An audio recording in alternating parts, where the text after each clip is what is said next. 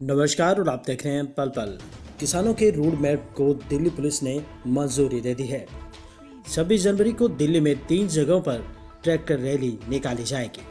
आप देख रहे हैं पल पल की विशेष रिपोर्ट। 26 जनवरी को दिल्ली में किसानों की ट्रैक्टर परेड में होने वाली है। तो वहीं स्वराज्य इंडिया के अध्यक्ष योगेंद्र यादव ने किसानों से अपील की है कि वे सिर्फ ट्रैक्टर को लेकर के दिल्ली आएँ, बल्कि साथ में ट्रेलियां न हो। इसके अलावा दिल्ली पुलिस ने ट्रैक्टर परेड के लिए किसानों का रूट मैप लिखित में मंजूरी दे दी है। दिल्ली में 3 जगहों पर किसान ट्रैक्टर परेड निकाल सकेंगे, जिनका इन तस्वीरों में रोड मैप भी दिया हुआ है, जो 3 अलग अलग जगह में और अलग अलग कलर में दर्शाए गए हैं। 26 जनवरी को दिल्ली में किसानों की ट्रैक्टर परेड होनी है। इसको लेकर के दिल्ली पुलिस कमिश्नर ने भी सभी अधिकारियों को लिखित निर्देश जारी किए हैं कि 26 जनवरी को परेड इंतजामों के बाद किसान रैली को लेकर के अलर्ट रहें।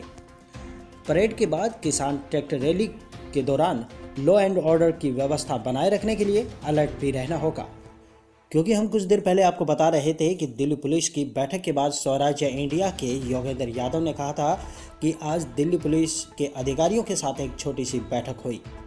हमने ट्रैक्टर रैली के लिए पुलिस में औपचारिक अनुमति मिल चुकी है।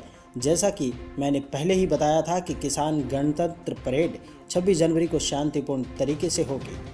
उन्होंने ये भी कहा कि जितने भी साथी हैं अपनी ट्रालियों के अंदर बैठे रहें, क्योंकि योगेंद्र यादव ने उनसे अपील भी की थी कि केवल और केवल ट्रैक्टर लेकर ही दिल्ली के अंदर प्रवेश करें। अगर उनके पीछे ट्रालियाँ होंगी तो जगह ज़्यादा घेरी जाएगी। वहीं दूसरी ओर दिल्ली पुलिस का भी बयान सामने आया। दिल्ली पुलिस के स्पेशल सीपी दीपेंद्र पाठक ने कहा है कि पिछले 2 महीने से प्रोटेस्ट चल रहा है।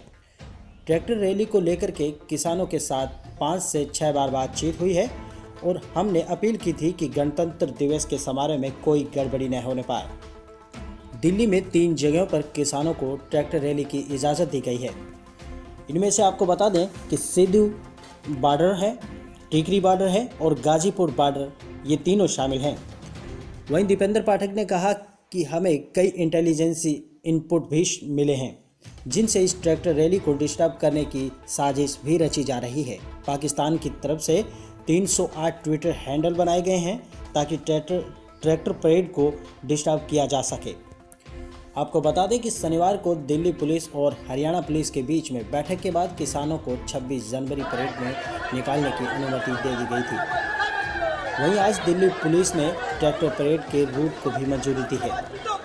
दिल्ली की अलग अलग सीमाओं पर आज किसानों का आंदोलन तो पूरे 7 दिन हो चुके हैं। सरकार और किसान संगठनों के बीच में 11वें दौर की बैठक भी हो चुकी है, लेकिन अभी तक इसके कोई ठोस परिणाम सामने नहीं आए।